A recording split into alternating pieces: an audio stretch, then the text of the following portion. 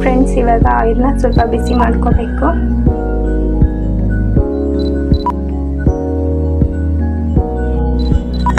Friends ನೋಡಿ, ಇದು oil ಇದು ಬಿಸಿ ಮಾಡಿಕೊಂಡು ಎತ್ತಿಟ್ಕೊಂಡಿದ್ದೀನಿ. ಇದನ್ನು ಈ ರೀತಿ ಕಾಟನ್ನಲ್ಲಿ ಡಿಪ್ ಮಾಡಿ ಈ ರೀತಿ ರೂಟ್ಸ್ಗೆಲ್ಲ ಅಪ್ಲೈ ಮಾಡ್ಕೊಳ್ಳಿ.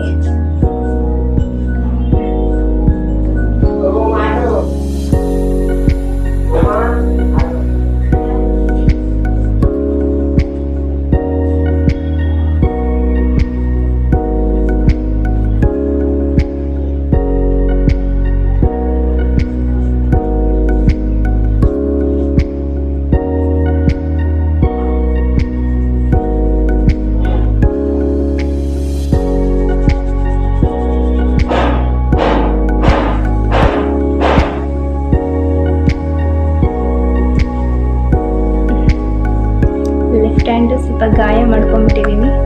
ಅದಕ್ಕೆ ಲೆಫ್ಟ್ ಹ್ಯಾಂಡಲ್ಲಿ ನನಗೆ ಹಚ್ಕೊಳಕ್ಕೆ ಸರಿ ಆಗ್ತಾ ಇಲ್ಲ.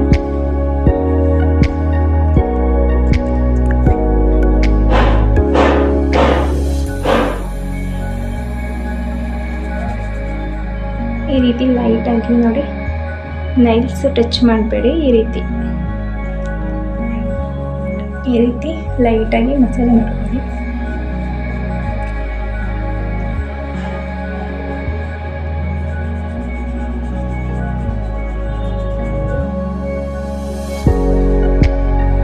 ನೀವು ಯಾವಾಗಲೇ ತಲೆ ಸ್ನಾನ ಮಾಡಿ ಈ ರೀತಿ ಆಯಿಲ್ನ ಸ್ವಲ್ಪ ಬಿಸಿ ಮಾಡಿಬಿಟ್ಟು ನೀವು ಹೇರ್ಗೆ ನೀಟಾಗಿ ಈ ರೀತಿ ಅಪ್ಲೈ ಮಾಡಿಕೊಂಡು ನೀವು ತಲೆ ಸ್ನಾನ ಮಾಡೋದ್ರಿಂದ ನೋಡಿ, ನಮಗೆ ಏರ್ ಕಟ್ ಆಗೋದಿಲ್ಲ, ಏರ್ ಬ್ರೇಕ್ ಆಗೋಲ್ಲ.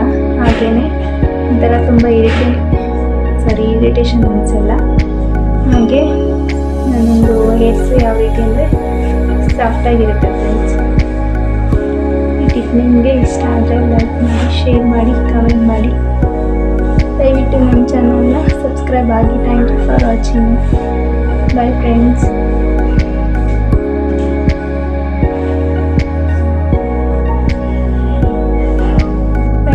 ಶಾಂಪು ಯಾವ ರೀತಿ ನಾವು ಯೂಸ್ ಮಾಡಬೇಕು ಅನ್ನೋದನ್ನು ನಾನು ಈ ವಿಡಿಯೋದಲ್ಲಿ ತಿಳಿಸ್ಕೊಡ್ತೀನಿ. ಫ್ರೆಂಡ್ಸ್ ನೋಡಿ, ನಾನು ಕ್ಲಿನಿಕ್ ಪ್ಲಸ್ ಶಾಂಪು ತೊಗೊಂಡಿದ್ದೀನಿ ಒಂದು.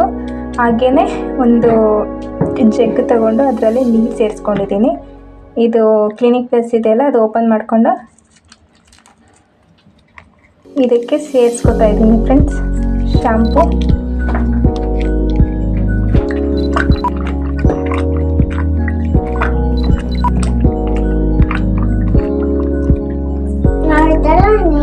ನೋಡಿ. ಫ್ರೆಂಡ್ಸ್, ಕೃತಿಕಂಗೆ ತಲೆ ಸ್ನಾನ ಮಾಡಿಸ್ತಾ ಇದ್ದೀನಿ.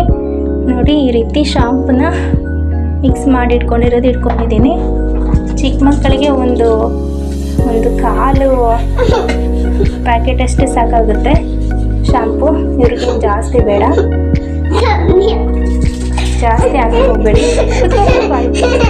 ಫ್ರೆಂಡ್ಸ್, ತಲೆ ಸ್ನಾನಕ್ಕೆ ಬಿಸಿನೀರಿಗಿಂತ ತಣ್ಣೀರೇ ಬೆಸ್ಟು ನನ್ನ ಪ್ರಕಾರ. ನನಗೆ ತಲೆನೋವು ಬರೋದ್ರಿಂದ ನಾನೇನು ಮಾಡ್ತೀನಿ, ಒಂದು ಸ್ವಲ್ಪ ಉಗುರು ಬೆಚ್ಚಗಿನ ನೀರನ್ನು ನಾನು ಯೂಸ್ ಮಾಡ್ತೀನಿ. ಫ್ರೆಂಡ್ಸ್, ನಿಮಗೆ ಹೆಲ್ತ್ ಇಶ್ಯೂಸ್ ಇರೋರು ಬಿಸಿನೀರನ್ನೇ ಈ ರೀತಿ ಉಗುರು ಬೆಚ್ಚಗಿನ ನೀರನ್ನು ಯೂಸ್ ಮಾಡಿ. ಇದರಿಂದ ನಿಮಗೆ ಏರ್ ಫಾಲ್ ಆಗೋಲ್ಲ.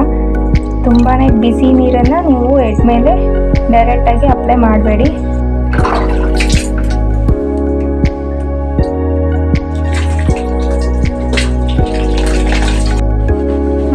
ಇಷ್ಟೇ, ಇವಳಿಗೆ ಇಷ್ಟು ಯೂಸ್ ಮಾಡಿದ್ದೀನಿ. ಇಷ್ಟೇ, ಕಾಲಾಗದಷ್ಟೇ ಯೂಸ್ ಮಾಡಿದ್ದೀನಿ.